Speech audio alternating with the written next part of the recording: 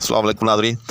इससे पिछली वीडियो में मैंने लफ़ व नशर के बारे में आपको बताया, उसकी किस्में बताई, मुरत्तब और गैर मुरत्तब। लेकिन वीडियो तवील हो जाने की वजह से मैं लफ़ व नशर मुरत्तब और गैर मुरत्तब की मिसाल जो थी वो बयान करने से कासिर रहा, और मैंने वादा किया कि इंशाअल्लाह अज़ीज़ अगली वीडियो में मैं आपको इसकी मिसालें जो है वो भी बताऊँगा। चुनांचे हस्बे वादा मैं लफ़ व नशर की मिसालों के साथ आपके सामने हाज़िर हूँ। वीडियो की तरफ बाज़ाब्ता और बाकायदा बढ़ने से पहले आपसे हमेशा की तरह की दरख्वास्त कि अगर कोई साहब चैनल पर नए हो तो बड़ा मेहरबानी चैनल को सब्सक्राइब भी कर दे, साथ में मौजूद बेल आइकन को भी प्रेस कर दे। शुक्रिया। तो लफ़ व नशर की तारीफ़ तो मैंने बता ही दी है और उसकी मिसालें भी आपके सामने रख दी हैं। तो कोई साहब अगर उसको देखना चाहे तो इससे मुत्तसिल वीडियो जो पिछली है उसको देख ले। आई बटन में भी मैं उसको पोस्ट कर रहा हूँ और मैं इसका लिंक जो है वो डिस्क्रिप्शन में भी दे रहा हूँ।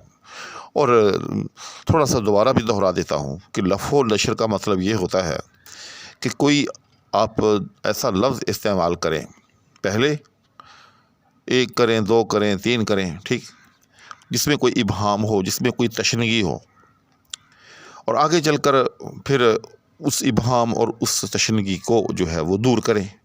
या इसकी दूसरी सूरत कि आपने जो पहले लफ्ज़ इस्तेमाल किया है उसकी मुनासबत से फिर कोई आगे जो है कोई और चीज़ जो है वो बयान करे। क्लियर?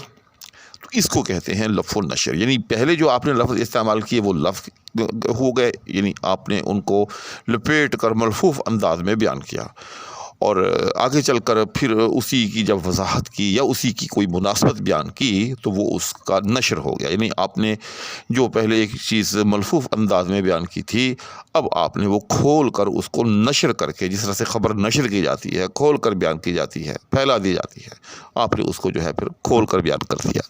तो ये कहलाता था लफ़ व नशर।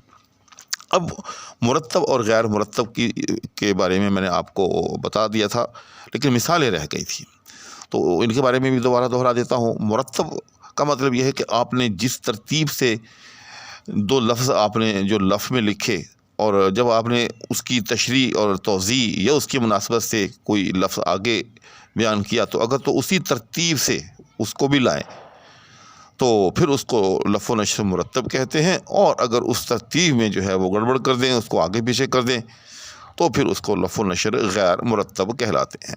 आप इसकी मिसाल यूँ ले लें, जैसे आपने तीन लफ्ज़ लिखे A B C, ठीक। अब इन तीनों लफ्ज़ों में A और B और C में कोई इबहाम है। अब आप क्या करते हैं, अगले मिसरे में या उसी मिसरे में आगे चलकर इन तीनों लफ्ज़ों का इबहाम जो है वो दूर करते हैं, या इन तीनों की कोई मुनासबतें बयान करते हैं। तो जिस तरह से आपने A B C पहले ये तीन लफ्ज़ जो हैं इस्तेमाल किए हैं, तो अगर उनकी मुनासबतों में या उनके इबहाम दूर करने में भी इसी तरतीब का ख्याल रखें, यानी पहले A की मुनासबत बयान करें, फिर B की मुनासबत बयान करें, फिर C की मुनासबत बयान करें, तो इसको हम कहेंगे कि लफ़ व नशर मुरत्तब। और अगर आप इस तरतीब को उलट पुलट कर दें, मसलन जब आपने आगे चलकर दूसरे मिसरे में मुनासबतें बयान की या कोई तशरीह या तौज़ीह बयान की, तो पहले आपने बजाय ए के जो है वो सी की बयान कर दी, या पहले जो है वो बी की बयान कर दी। इसी तरह से ए की जो है वो आपने आखिर में तीसरे नंबर पे जो है उसको ले गए, यानी ए बी सी की जो तरतीब है उसका ख्याल न रखा, तो फिर इसको कहा जाएगा लफ़ व नशर गैर मुरत्तब। असल में तो याद रखिएगा कि ये जो लफ्ज़ मुरत्तब है ये तरतीब का इसमें मफ़ऊल है, बड़ी आसानी से समझा जा सकता है। जिस तरह से तस्दीक का जो मफ़ऊल है वो मुसद्दक़ होता है, जैसे आपने सुना होगा कि ये मुसद्दक़ा ख़बर है, तो इसी तरह से तरतीब का जो मफ़ऊल है ये मुरत्तब होता है। तो मुरत्तब का मतलब ही ये है कि जहाँ नशर जो है वो तरतीब के साथ किया गया हो, और गैर मुरत्तब का मतलब यह है कि जहाँ नशर जो है वो तरतीब को बालाए ताक रख कर जो है वो किया गया हो। क्लियर?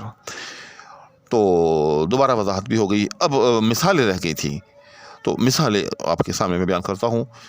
जैसे मैंने वहाँ इकबाल का ये शेर बयान किया था कि तेरे आज़ाद बंदों की न ये दुनिया न वो दुनिया, یہاں جینے کی پابندی وہاں مرنے کی پابندی. تو یہ لف و نشر مرتب ہے. کیوں؟ اب دیکھ رہے ہیں کہ یہاں یہ دنیا سے مراد جو ہے وہ یہ دنیا ہے، اور دوسرے مصرے میں بھی پہلے جو ہے یہاں مرنے کی یہاں جینے کی پابندی. ٹھیک. تو جس طرح سے پہلے اس دنیا کا بیان ہوا تو دوسرے مصرے میں یہاں کی پابندی کا بیان ہوا کہ یہاں جینے کی پابندی ہے. پھر آگے چل کر جیسے لفظ میں کہا گیا کہ وہ دنیا تیرے آزاد بندوں کی نہ یہ دنیا نہ وہ دنیا، تو جس طرح سے وہ دنیا دوسرے نمبر پہ آیا تو نشر میں بھی اسی طریقے سے وہاں مرنے کی پابندی وہاں بھی دوسرے نمبر پہ آیا. تو جس طرح سے لفظ میں یعنی جس ترتیب سے یہ دنیا اور وہ دنیا کو لفظ میں بیان کیا گیا، اسی طرح سے نشر میں بھی اسی ترتیب سے یہ دنیا اور اس دنیا کا بیان جو ہے وہ کیا گیا. تو یہ ہو گئی لف و نشر مرتب کی مثال. اب آپ کے سامنے پیش کی جاتی ہے لف و نشر غیر مرتب کی مثال. لف و نشر غیر مرتب کی مثال جس طرح سے میں نے وہاں ایک شعر آپ کی خدمت میں عرض کیا تھا کہ ایک سب آگ ایک سب پانی، دیدہ و دل عذاب ہیں دونوں. تو یہاں ایک سب آگ، تو ایک سب آگ جو ہے یہ پہلا یوں سمجھ لے کہ رکن ہے لفظ کا. ایک سب پانی یہ دوسرا رکن ہوا. تو پہلا رکن جو ہے ایک سب آگ، اس کا جو ہے یوں سمجھ لے کہ اس کی مناسبت سے آگے چل کے جو ہے وہ دل بیان ہوا، اور ایک سب پانی اس کی مناسبت سے یا اس کی توضیح میں آنکھ کا بیان ہوا. تو اب دیکھیں کہ اگر نشر میں پہلے دل کا تذکرہ ہو اور پھر آنکھ کا تذکرہ ہو تو پھر تو ہوتا لف و نشر مرتب. یعنی دل و دیدہ اگر ہوتا، یعنی جیسے یہاں پہلے مصرے میں ہے ایک سب آگ ایک سب پانی، تو اسی ترتیب کو مد نظر رکھتے ہوئے ہونا چاہیے تھا کہ دل اور دیدہ، دل و دیدہ عذاب ہیں دونوں. لیکن آپ دیکھ رہے ہیں کہ مصرے میں تو ہے دیدہ و دل عذاب ہیں دونوں، یعنی یہاں ترتیب الٹ گئی.